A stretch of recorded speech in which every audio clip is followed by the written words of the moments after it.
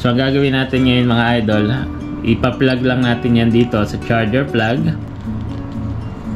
Yan. So, madidinig nyo, nag-click. So, wala itong ilaw mga idol. Ito nakikita nyo itim na to, magkabila yan. Yan yung pinaka-sensor niya ng Bluetooth, no? Ngayon, ang gagawin naman natin, kukunin natin yung mic natin. Meron siyang power button sa likod. Ayan. So, pag pinindot natin yung power button, magkakaroon siya ng ilaw mga idol. Tapos, magkakaroon siya ng color green. Ayan. Yung color green na yan, ibig sabihin, connected na siya dyan. So, testingin natin mga idol. So, tatahimik muna tayo. Makikita natin dito sa recorder na flat line muna siya. Alright, let's go.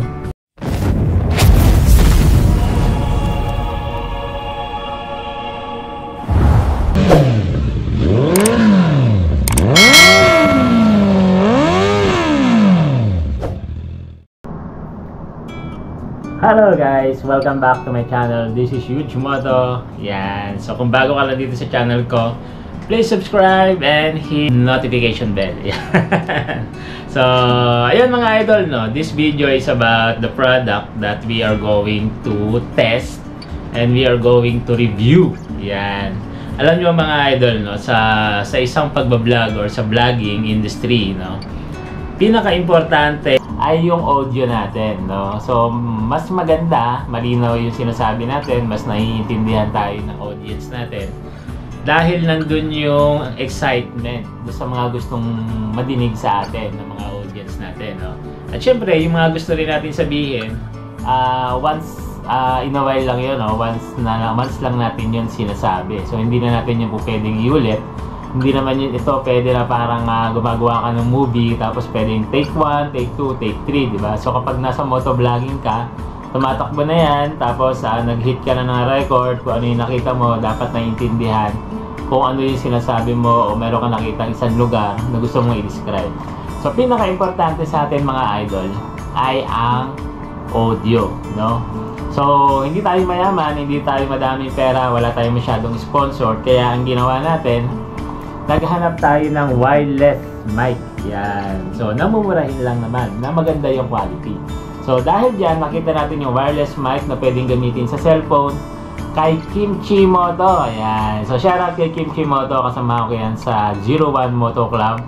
So, sa kanya ko nakita mga idol yung ginagamit niya na wireless mic na napakaliit lang tapos nakakonect yon sa kanyang cellphone. So, di ba tayo kapag nagbablog, meron tayong mga ginagawang montage, di ba? Nagbablog tayong ganyan. Tapos, nilalagyan na lang natin ng voice over pagdating natin sa bahay. So, minsan pag nagbo-voice over tayo, either nakalagay yung earphone natin o kaya nakatutok tayo sa mic, no? Halimbawa, ito, kagaya nito, ito yung cellphone ko. Tapos, kapag meron na akong video dito, nakaganyan yan, di ba? Kasi ginagawa ko yung voice over niya. So, medyo parang hassle. Mas gusto ko sana, habang nagbo-voice over ako, nakikita ako yung video, di ba? So, para mas naalala ko, nai-remind ako kung ano yung mga nangyari doon sa event na yon. So, yun nga mga idol, no? Ipapakita ko sa inyo itong nabili natin na wireless lavalier. Yan. So, wireless lavalier mic na nabili natin sa Lazada. So, 500 pesos lang ito mga idol. So, sa halagang 500 pesos, meron ka ng wireless mic. So, meron siyang mga option, no, mga idol. Ito kasi pang iPhone yung binili ko. So, meron siyang pang Android din, yung Type-C. Tapos, pwede kang bumili yung isa nilang package na dalawa yung mic na kasama, saka isang receiver.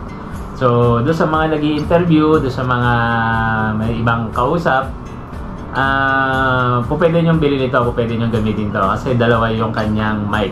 So, mas mahal nga lang yung presyo nun. So, papakita ko sa inyo kung ano yung nasa loob ng box na ito. Let's go! Alright mga idol, no? Ito na yung ating wireless lavalier microphone. Ayan. So, ito yung kanyang pinaka-box. Ang ganda ng box niya. So, mga idol, itong binili ko ay pang iPhone. So, meron siyang option mga idol na po pwedeng dalawa yung mic. Ito, ayan. Isang receiver, tapos dalawang mic yung po pwede nyo mabili. Tapos, pwede siya pang live show, interview, vlog, short video. Ayan. Tapos, sa likod, meron siya, syempre, plug and play yan. 20 meters daw ang po pwedeng layo. ng ating distance do sa receiver, no? So buksan na natin mga idol. Yan, so meron siya dito. Siyempre kasama na yung USB charger sa halagang 500 pesos mga idol. Meron na tayong USB charger. Yan, so ito ay type C. Yan, type C yung charger. Tapos siyempre may kasama siyang instruction manual, and good thing it is English. Yan, manual niya English mga idol. Yan. Alright, and then syempre ito na yung kanyang pinaka mic. Ito yung mic natin. Yan. Yun. Tapos syempre ito yung kanyang receiver. Yan, sa pang iPhone mga idol yung binili ko kasi naka iPhone tayo. Ayan, isa lang naman yung cellphone natin. Alright, so gagawin natin, tetestingin natin ito mga idol dito sa aking iPhone. Okay mga idol, no? So ito, itatry muna natin siya sa audio recorder, no? Ito yung audio recorder ng iPhone. Ang tawag dito ay Memo. Ayan. So ang gagawin natin ngayon mga idol, ipa-plug lang natin yan dito sa charger plug. Yan, so madidinig nyo nag-click. So wala itong ilaw mga idol. Ito nakikita nyo yung itim na to, magkabila yan. Yan yung pinaka-sensor niya ng Bluetooth, no? Ngayon, ang gagawin naman natin, kukunin natin yung mic natin. Meron siyang power button sa likod. Ayan. So pag pinindot natin yung power button, magkakaroon siya ng ilaw mga idol.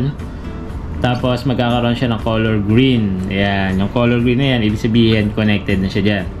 So, testingin natin mga idol. So tatahimik muna tayo.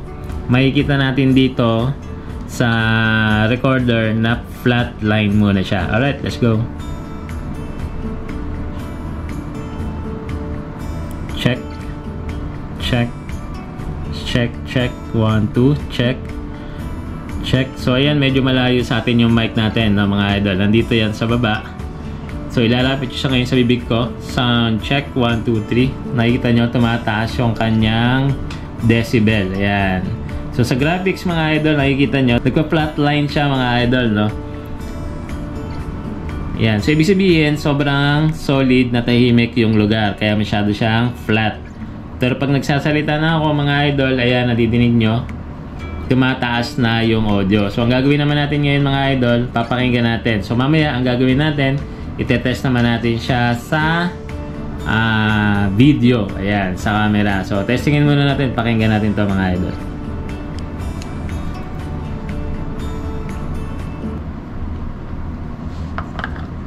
Check. Check. Check, check. 1, 2, check. Check. So ayan, medyo malayo sa atin yung mic natin, no, mga idol. Nandito yan sa baba. So ilalapit siya ngayon sa bibig ko. Sound check. 1, 2, 3. Nakikita nyo, tumataas yung kanyang decibel. Ayan. So sa graphics mga idol, nakikita nyo, nagpa-flatline siya mga idol, no?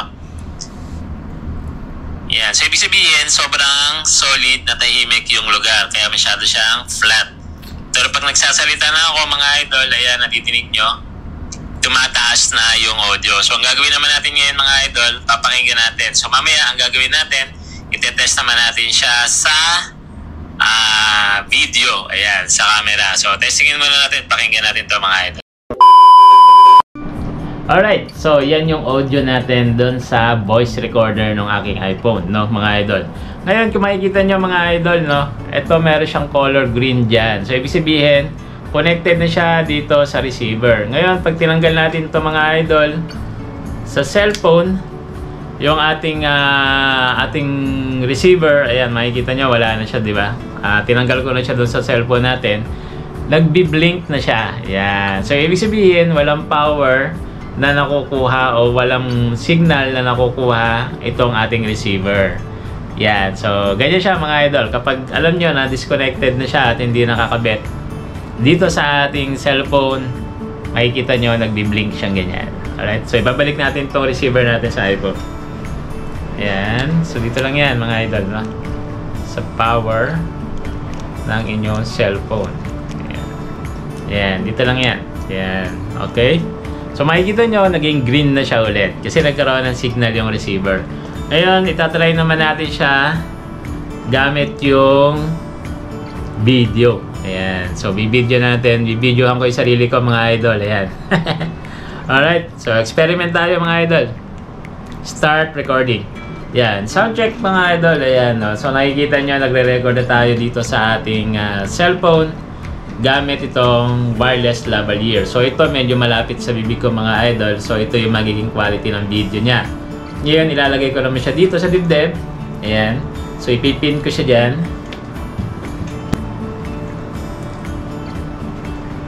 Alright, so ayan mga idol, naka-clip ngayon yung naka-clip dito sa dibdib ko yung mic, no? So malalaman natin kung ano yung quality talaga niya habang siya ay nagre-record dito sa ating cellphone, dito sa ating iPhone mga idol, no? So tingnan natin kung yung audio ba ay okay kapag nandito sa ating neck. Kasi kanina ang ginawa natin, nandito siya sa bibig, kaya medyo sabog yung audio kasi sobrang lapit, no? Ang taas ng decibel niya. Ngayon, nandito siya sa ibaba, no? Meron naman siyang clip na kasama. So, kinlip ko siya dito sa damit ko sa aking neck. So, tingnan natin ngayon mga idol kung ano yung kanyang resulta at gaano kaganda at ano ang naiba sa kanyang audio quality.